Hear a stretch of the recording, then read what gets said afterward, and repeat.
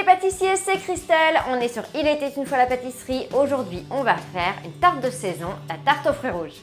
J'ai réalisé cette tarte avec un moule à tarte couronne qui me vient de chez Scrap Cooking, mais vous pouvez réaliser exactement la même tarte avec un moule à tarte classique, il n'y a aucun souci en gardant les mêmes quantités.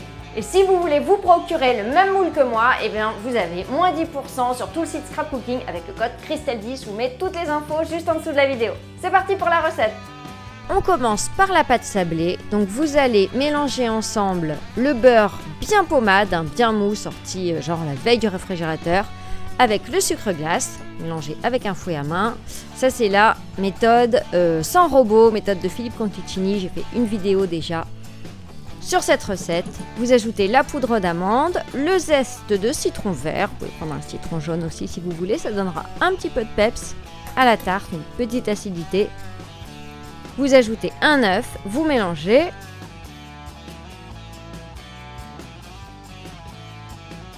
Vous mélangez ensemble la farine T55, très important, et le sel. Vous versez le tout sur le plan de travail et vous versez la préparation précédente dans un puits que vous creusez au milieu. Là, avec une corne à pâtisser, vous allez mélanger ensemble la farine et la préparation. Donc ça va permettre en fait de ne pas trop travailler le gluten, contrairement à quand on fait ça avec un robot. Et du coup, la pâte va super bien se tenir à la cuisson, il n'y aura aucun problème. En plus, c'est rapide. Il faut travailler la pâte comme ça pendant 5 minutes environ. Quand c'est terminé, vous la rassemblez bien, vous l'écrasez sur le plan de travail si besoin.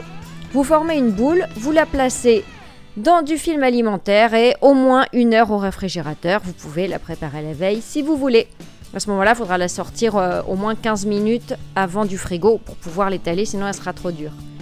Vous l'étalez ensuite sur 3 mm environ, donc entre 2 feuilles de papier cuisson ou sur un plan de travail fariné. Ensuite, moi j'ai découpé donc le fond de tarte à la taille de mon moule à tarte que j'ai beurré d'abord.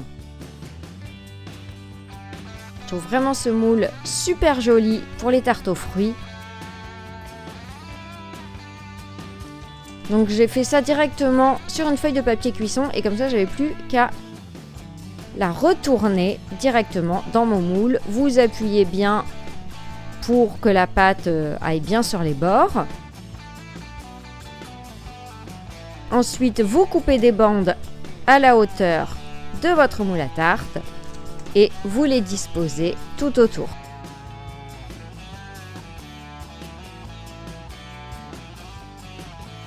Vous placerez ensuite votre fond de tarte au frigo pendant au moins 1 heure. Vous pouvez mettre une demi-heure au congélateur. Encore une fois, on peut préparer tout ça la veille. Ça permettra qu'elle soit bien figée et qu'elle tienne bien ensuite dans le four.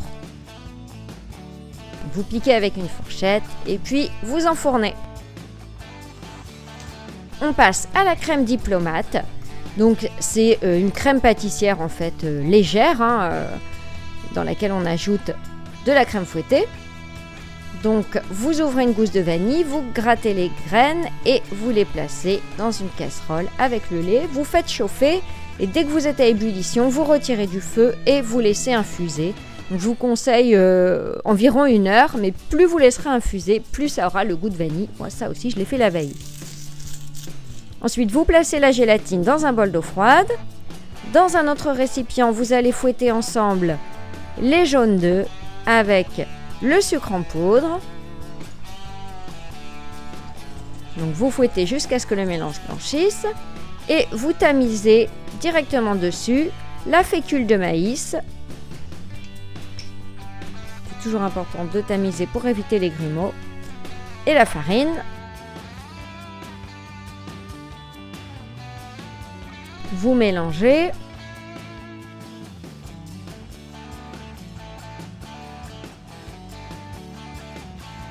Je vous mets toute la liste des ingrédients et du matériel en barre d'infos, donc en dessous de la vidéo.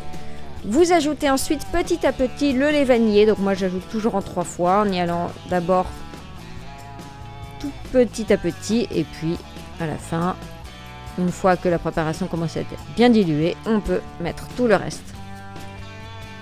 Vous mélangez, vous replacez le tout dans la casserole. Si la recette vous plaît, je compte sur vous pour mettre plein de pouces bleus, vous abonner à la chaîne et si vous cliquez sur la petite clochette, vous serez averti des prochaines vidéos, donc n'hésitez surtout pas. Vous replacez le tout sur le feu. Vous allez porter à ébullition et donc la crème va épaissir. Et quand vous êtes à ébullition, vous comptez quelques secondes, vraiment pas beaucoup, sinon elle va être trop épaisse.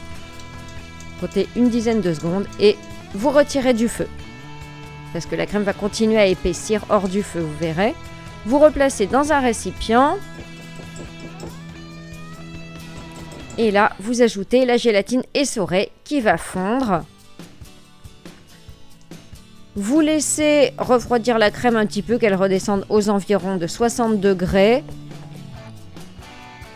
Et là, vous ajoutez le beurre en morceaux. Vous mélangez et vous allez laisser fondre le beurre tout doucement en mélangeant très régulièrement pour éviter qu'une croûte ne se forme. Sinon, si vous avez peur de ne pas être assidu et de ne pas mélanger assez régulièrement, vous filmez au contact, donc en collant le film alimentaire à la préparation. Ensuite, vous fouettez la crème liquide, donc en augmentant la vitesse progressivement. Il vous faudra 5 minutes environ en tout. Et quand elle a bien épaissi, vous arrêtez le robot. Vous pouvez faire la même chose au fouet électrique, on me demande souvent, mais c'est exactement la même chose.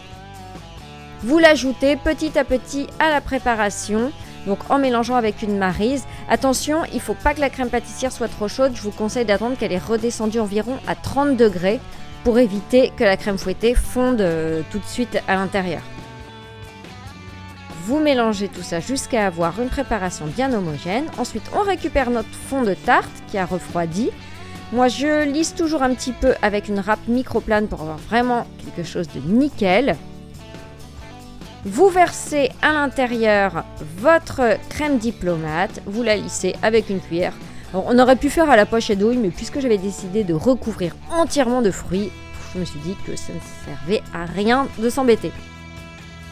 Vous lavez ensuite les fruits, vous pouvez les couper en morceaux si vous voulez. Moi j'en ai coupé certains, d'autres je les ai mis entiers, ça c'est vraiment au choix. J'ai mis des fraises, des framboises, des myrtilles, des cerises, on peut aussi mettre des groseilles, des mûres, voilà, c'est selon les goûts. J'ai aussi ajouté pour la déco des petites feuilles de menthe, comme ça c'est super joli, vraiment ce gâteau était délicieux, je peux vous dire qu'il n'a pas fait un pli, on s'est régalé. Ça y est, la recette est terminée, j'espère qu'elle vous a plu. Je vous assure, elle est aussi délicieuse qu'elle est jolie, donc c'est vraiment un délice.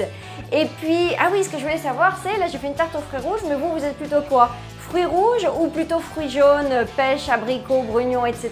Qu'est-ce que vous préférez? Moi, je préfère les fruits rouges. On se retrouve samedi 15h pour une prochaine vidéo. Ciao!